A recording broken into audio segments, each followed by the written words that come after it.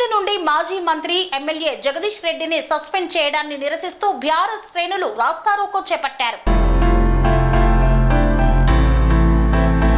సిద్దిపేట జిల్లా హుస్నాబాద్ లో అసెంబ్లీ నుండి మాజీ మంత్రి ఎమ్మెల్యే జగదీష్ రెడ్డి సస్పెండ్ చేయడం పట్ల నిరసన వ్యక్తం చేస్తూ బీఆర్ఎస్ పార్టీ శ్రేణులు రాస్తారోకో చేపట్టారు. సీఎం ఫ్లెక్సీ దహనం చేసి ఆందోళన వ్యక్తం చేశారు.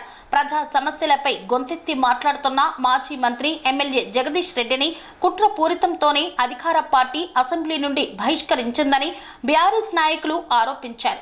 ప్రజా సమస్యలను ప్రశ్నిస్తారనే భయంతోనే స్పీకర్ను అనని మాటలు అన్నట్లుగా సృష్టించి అసెంబ్లీ నుండి బహిష్కరించారని మండిపడ్డారు. బీఆర్ఎస్ శాసనసభ్యులపై అధికార పార్టీ అక్రమంగా అణచివేసే ధోరణిని అవలంబిస్తుందని, దీనిని ప్రజలు గమనిస్తున్నారని వెల్లడించారు. ముఖ్యమంత్రి నిర్ణయంతోనే జగదీష్ రెడ్డిని అసెంబ్లీ నుండి బహిష్కరించారని, పరిపాలన చేతకాక ఇలాంటి దుశ్చర్యలకు పాల్పడుతున్నారని ఆగ్రహం వ్యక్తం చేశారు.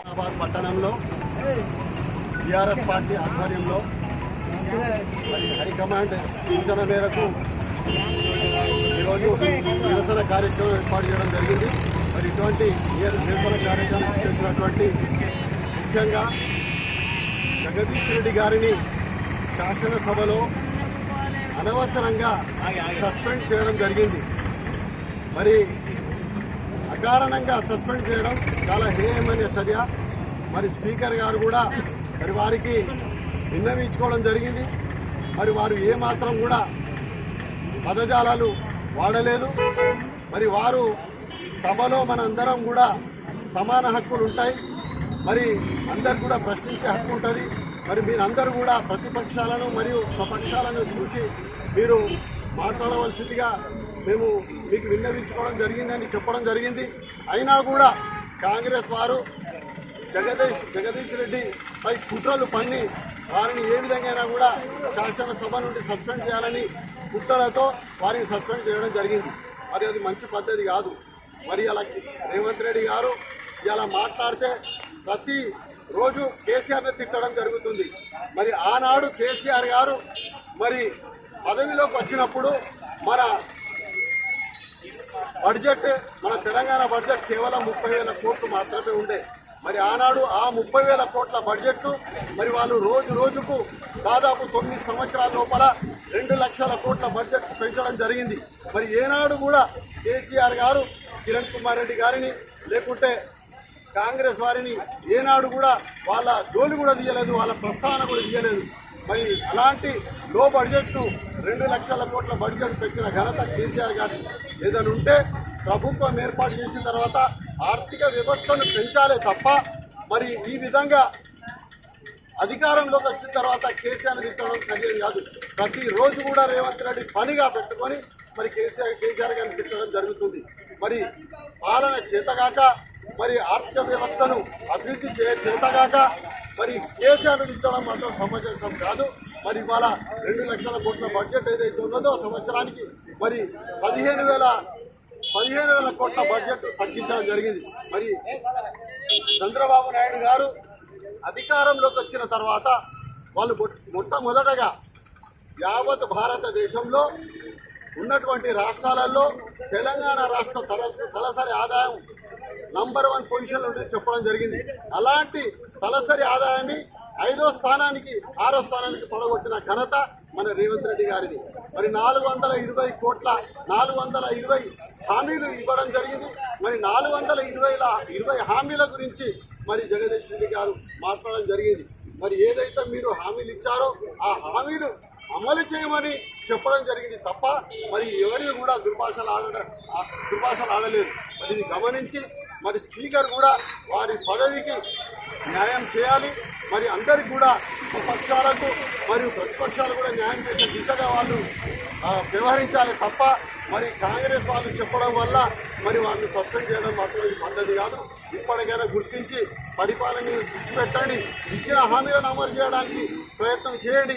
మరి కేసీఆర్ గారి పాలన ఏ విధంగా ఉంటే అదే విధంగా పరిపాలించడానికి కృషి చేయాలి. మరి సలహాలు సూచనలు ఏదైనా ఉంటే కేసీఆర్ గారు కానివ్వండి, లేకుంటే హరీష్ రావు గారు కానివ్వండి, లేకుంటే కేటీఆర్ కానివ్వండి, వారి సలహాలు తీసుకొని మరి రైతులకు కానివ్వండి, మరి ప్రజలకు కానివ్వండి, అందరూ కూడా అనుకూలంగా వాళ్ళకి ఆర్థిక వ్యవస్థ మెరుగుపరుచుకుంటూ ముందుకు పోవాలని కోరుకుంటూ మీరు ఇటువంటి చర్యలు కొనసాగదని చెప్పుకుంటూ ఈ యొక్క అవకాశం హుస్నాబాద్ బీఆర్ఎస్ పార్టీ ఆధ్వర్యంలో గత 2 రోజుల క్రితం శాసనసభలో ప్రజా సమస్యలపై గొంతెత్తి మాట్లాడుతున్న ఈ బీఆర్ఎస్ పార్టీ ఎమ్మెల్యే శాసనసభ్యులు జగదీశ్వర్ రెడ్డి గారిని ప్రభుత్వం కుట్రతో ఒక గొంతు నొక్కే ప్రయత్నంగా అక్రమంగా బహిష్కరించడం జరిగింది.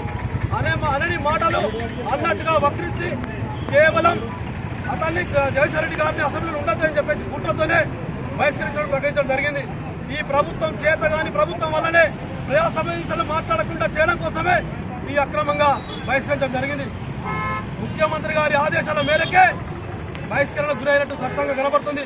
మొన్ననే ప్రెస్ మీట్ అదేవిధంగా కాంగ్రెస్ పార్టీ ఎమ్మెల్యేల మీటింగ్ లో చెప్పడం జరిగింది, నేను ఒక్కనే మాట్లాడాలా, ఎందుకు మాట్లాడతలేరు, వాళ్ళు ఎందుకు ఎదుర్కొంటారని చెప్పేసి చెప్పినప్పుడే అర్థమైంది. తెల్లారి మరుసటి రోజులనే అక్రమంగా బహిష్కరణ జరిగింది. ఈ ప్రభుత్వం చేతనైతే ప్రజా పరిపాలన ప్రజా పరిపాలన చెప్పుకుంటారా? బీఆర్ఎస్ పార్టీని ఎందుకు గొంతులెత్తని చెప్పి అడుగుతున్నాం. బీఆర్ఎస్ పార్టీ అడుగుతున్న ఏమని ప్రజా సమస్యలు అడుగుతున్నాయి. ఈ కాంగ్రెస్ ప్రభుత్వం ప్రజా వ్యతిరేక మీద తప్పకుండా బీఆర్ఎస్ పార్టీ పోరాటం చెప్పేసి హెచ్చరిస్తూ రానున్న రోజు ప్రజల కోసం బీఆర్ఎస్ పార్టీ ముందుందని చెప్పేసి ప్రభుత్వాన్ని హెచ్చరిస్తున్నాం. స్వామి బోధానంద గోసేవ ఆశ్రమం సైథాపూర్. జ్యోతిష్యం, వాస్తుశాస్త్రం మన పూర్వీకులు మనకిచ్చిన వరం. దుర్గాదేవి, కాలభైరవ ఉపాసనతో వాక్సిద్ధి పొందిన శ్రీ శ్రీ బోధానందగిరి స్వామివారు మీకు ఎలాంటి సమస్యలున్నా, వాటిలో ముఖ్యంగా ధన నష్టం, ఆరోగ్య నష్టం, భార్యాభర్తల మధ్య గొడవలు, ప్రేమించుకున్న వారు దూరం అవడం, ఎన్ని సంబంధాలు వచ్చినా పెళ్లి ముడి పడకపోవడం, రోడ్డు ప్రమాదాలు, అప్పుల బాధలు, వ్యవసాయంలో నష్టాలు, పెద్దల మాట పిల్లలు వినకపోవడం, ఆరోగ్య శాంతి, గృహశాంతి, మనశ్శాంతి లేకపోవడం, ఇలాంటి సమస్యలు ఉన్నట్లయితే ఒక్కసారి స్వామీజీని కలవండి. మీ సమస్యలకు తగిన పరిష్కారాన్ని పొందండి. అంతేకాక అన్ని రకాల వ్యాధులకు గోపంచకవ్య మరియు మూలికా వైద్యం చేయబడును. నమ్మకంతో రండి, ఆయురారోగ్యాలతో వర్ధిల్లండి. మా అడ్రస్ స్వామి బోధానంద గోసేవ ఆశ్రమం, సైథాపూర్, వీరభద్రస్వామి గుడి దగ్గర, యాదగిరిగుట్ట. సంప్రదించవలసిన నెంబర్ 9849213754 మరియు 9618034138.